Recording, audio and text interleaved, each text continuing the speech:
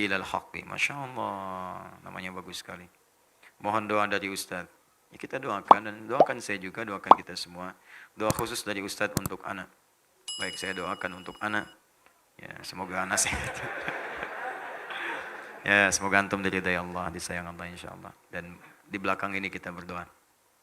Semoga Allah mengampuni dosa ana dan mengabulkan keinginan-keinginan ana yang Allah ridai. Mudah-mudahan semua diberikan oleh itu oleh Allah, termasuk kita semua yang hadir atau yang menyimak juga dalam tayangan live kita saat ini.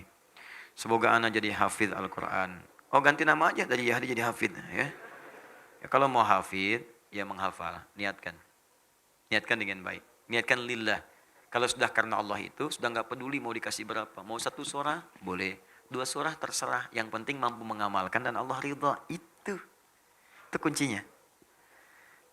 Ada seorang bernama Abu Abdurrahman As-Sulami. Beliau meriwayatkan hadis tentang bagaimana kemuliaan penghafal Quran dan ahli Quran. Khairukum man ta'allamal Qur'ana wa 'allamah. Di itu hadis diriwayatkan oleh Imam Al-Bukhari. Nomor hadis 4793. Imam Al-Bukhari menerima dari seorang bernama Hajjaj bin Minhal. Hajjaj bin Minhal menerima dari Syu'bah. Syu'bah menerima dari Alqamah bin Marthad. Alqamah bin Marthad menerima dari Sa'ad bin Ubaidah. Sa'ad bin Ubaidah menerima dari Abu Abdurrahman As-Sulami. Abu Abdurrahman As-Sulami menerima dari Utsman bin Affan radhiyallahu taala anhu dan Ali bin Abi Thalib karamahullah wajah. Keduanya menerima dari Rasulullah sallallahu alaihi wasallam. Ya, beliau menyampaikan khairukum man ta'allamal Qur'ana wa 'allama. Orang yang baik di antara kalian adalah orang yang mampu belajar Al-Qur'an dan mengamalkannya. Tapi apa kata Abu Abdurrahman As-Sulami? Akhadtul Qur'ana an qaumin. Saya itu belajar Quran dari sekelompok sahabat. Banyak, bukan 1-2 orang. Ya, apa yang dipelajari? Belajar itu enggak banyak-banyak. Kami belajar la natajawazu an asyra ayatin. Tidak kami lampaui 10 ayat. Dia belajar itu 10 ayat dulu. Menghafal itu enggak banyak-banyak dulu. 10 ayat, 10 ayat, 10 ayat. Lalu kami berusaha mengamalkan.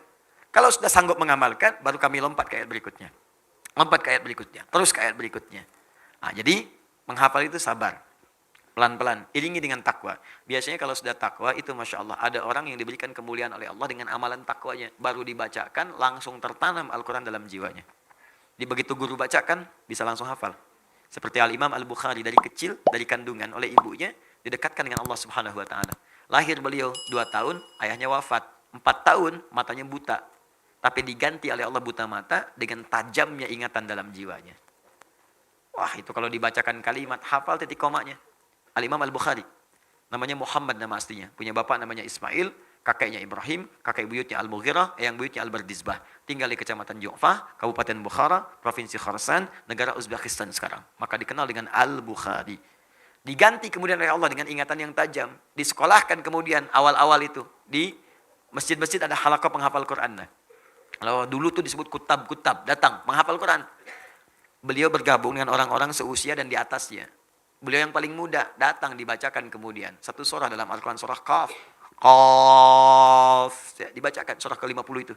Sampai ke ayat 22, sampai seterusnya, sampai selesai. Setelah itu syekhnya bertanya, siapa yang hafal? Tiba-tiba kemudian anak itu langsung mengangkat tangannya. Lalu saya cuma tanya, siapa yang udah hafal? Angkat tangan, baru dibacakan sekali, angkat tangan. Syekhnya ingin menguji. Ta'al ya bunai, datang sini. Raba-raba jalan ke depan dibacakan persis, makhrajnya, tajwidnya bagus, hafalan sempurna. Masya Allah, didoakan oleh syekhnya minal an, bahasa kita tadrusul hadis.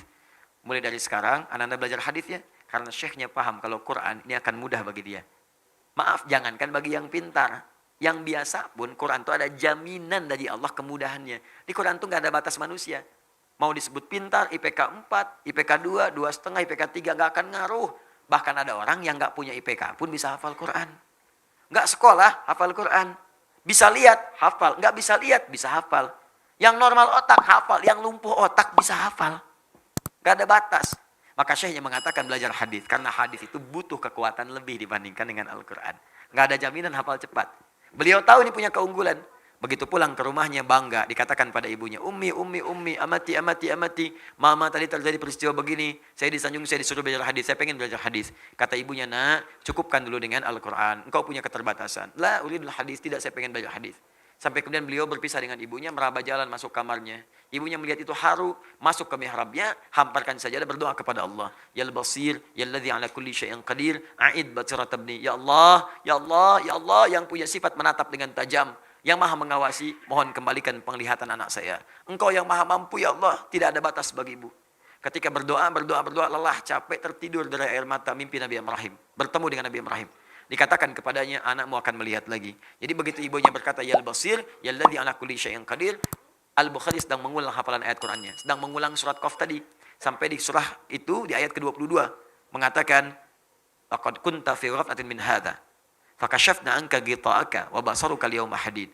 Dulu pandanganmu tertutup, ada penghalangnya. Maka mulai sekarang kami akan bukakan. Sejak saat ini, pandanganmu akan menatap kembali dengan tajam. Sebetulnya ayat ini ayat akhirat. Tentang kondisi orang-orang yang di akhirat, tadinya di dunia buta, dibukakan di akhirat. Tapi itu diturunkan kemuliaannya di dunia untuk Imam Al-Bukhari. Saking takwanya, orang tuanya dekat dengan Allah. Diberikan oleh Allah satu kemuliaan. Tiba-tiba dibuka bisa melihat kembali. Kaget, lompat. Kejar ibunya. Umi laqad ra'ait. Mama, saya bisa lihat lagi. Saya bisa lihat lagi. Ibunya kaget bangun. Jadi peluk anaknya. Rubbama ra'aita biqalbik. Nah, mungkin ananda melihat dengan hati. Kata Al-Bukhari, la bal bi'aini. Saya lihat dengan mata, Ma. Mau pakai baju ini. Di hadapan kita ada benda-benda begini. Berpelukan keduanya. Berpelukan. Masya Allah. Ingat bapaknya lagi. Setelah itu belajar hadis sampai menuliskan Sahih Al-Bukhari selama 16 tahun.